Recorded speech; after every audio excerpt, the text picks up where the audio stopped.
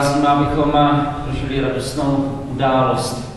Přinášíte tento váš nový prapor, který má připomínat vaši věrnost službě, ke které jste byli povoláni. Bratři a sestry, ve jménu Nejsvětější Trojice přicházíme, abychom také skrze přemluvu svatého Floriána prosili u všemohoucího Boha dar ochrany a pomoci pro nás, pro všechny, pro celou naši obec, celou naši farnost, pro naše domovy, rodiny. Na začátku dnešní slavnostní bohoslužby bude tento váš prapor posvěcen.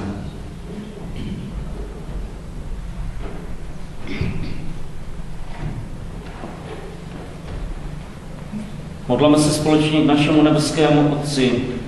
Pane náš Bože, dej svým věřícím ducha opravdového bratrství a jednoty. Prosíme tě, slyš nás. Posiluj v každém z nás pocit odpovědnosti, ohleduplnosti a úsilí o společné dobro.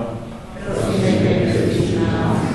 Učiň nás solí země a světlem světa. Dej, ať nehledáme jen vlastní prospěch, ale mezičně sloužíme druhým. Prosíme tě, slyš nás. Modleme se. Bože, v tobě má původ každé pravé společenství. Požehnej všem, které spojuje toto znamení praporu, aby byli nositeli jednoty, vzájemné pomoci a pokoje. Ať jejich práce a snahy upevňují ty hodnoty, které jsou ve shodě s tvou vůlí a s evangeliem tvého Syna Ježíše Krista, našeho Pána.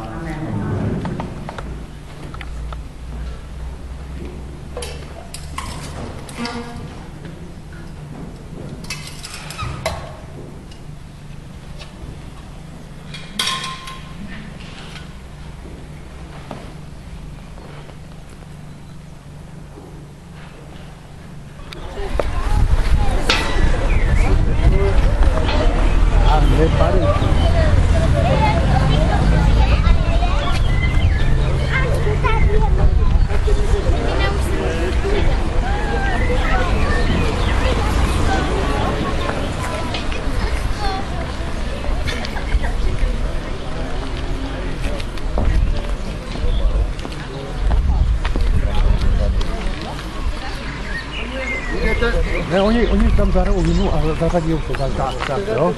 To už je domluven, dobře. Harry, ať mi nic nezajede, jo? Nebo,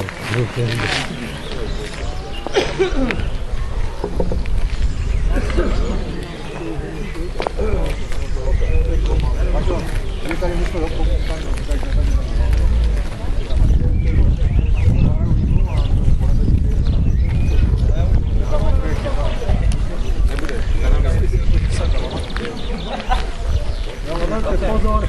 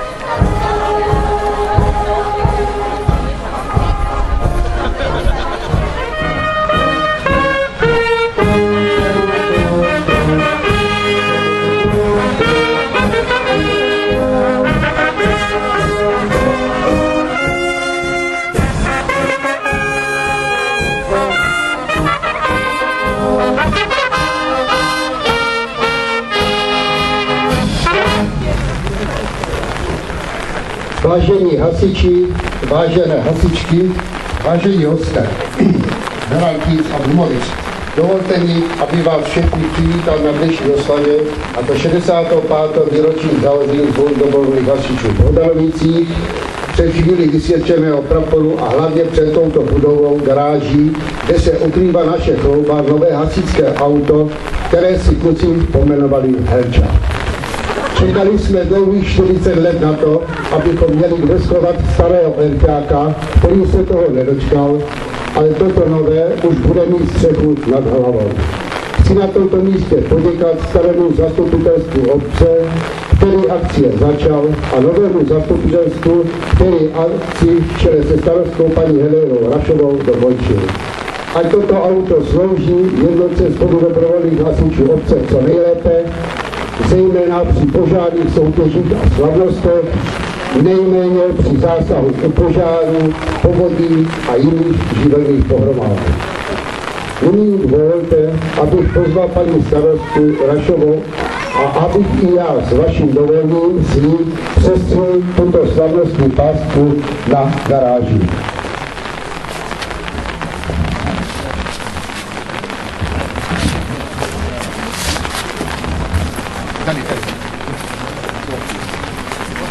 Tak to nestihnu oba dva naraz.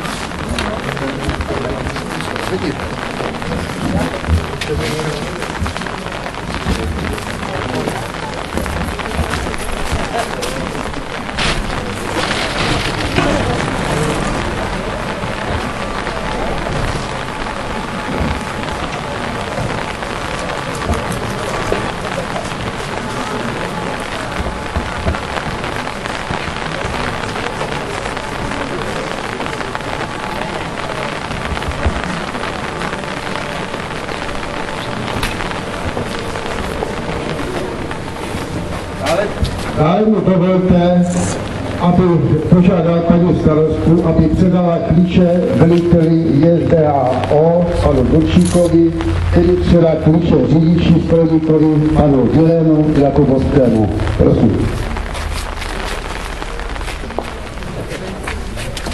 Ať vám to teda slouží. Děkuji.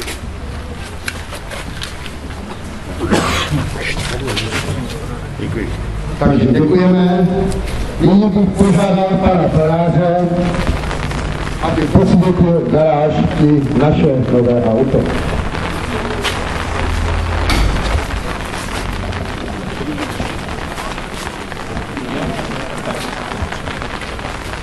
Jméno Otce, Syna i Ducha Svatého.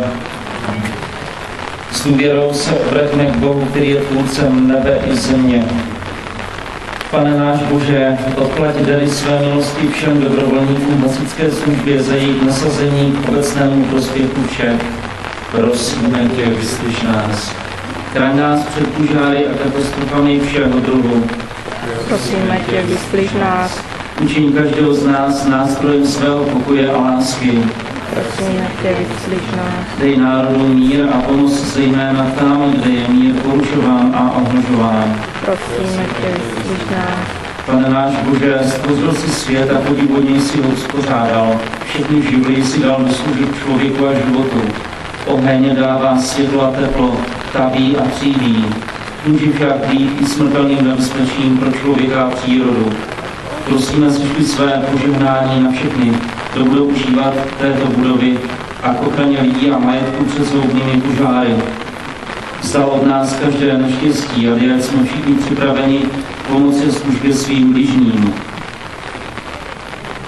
Bože, stvořiteli nebe i země, dej, ať toto vozidlo slouží těm, kdo je budou užívat, aby i oni sami mohli lépe a pohotověji sloužit tobě a bližním. Ať jezdí bezpečně a odpovědně, ať jsou ohleduplní k druhým. Na všech cestách za prací, odpočinkem, službou, ať je doprovází Kristus náš Pán, který s tebou žije a králuje na věky věků. Nyní vyjede auto, prosím, asi 3 metry vyjede ven, pane faráři.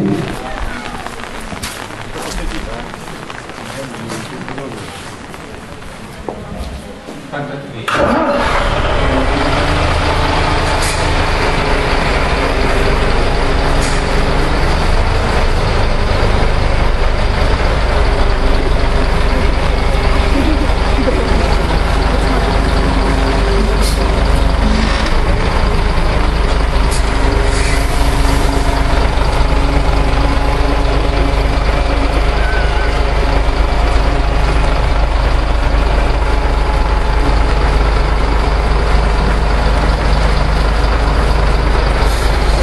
Takže já děkuji panu faráři a já bych ještě vám chtěl říct pár slov. Vážení přítomní, nyní bych vás všechny jménem SDH Bohdanovice rád pozval k posezení, které jsme pro vás připravili. Můžete jít dovnitř na kávu, na pivo, něco ostřejšího, nebo se koupit makrelu, dramské cigáro. Kolem 13 hodiny bude podávat zdarma krančí guláš. Také mi dovolte, abych touto cestou poděkoval našim sponzorům, kteří jsou uvedeni na vyvěšeném seznamu a jsme velice rádi, že je máme. Všichni budeme rádi, když si při posezení zapomínáte na ty, kteří tady v tomto koutě Opavského okresu SDA zakládali a kteří už tady mezi námi nejsou. Čest jejich památce. Děkuji.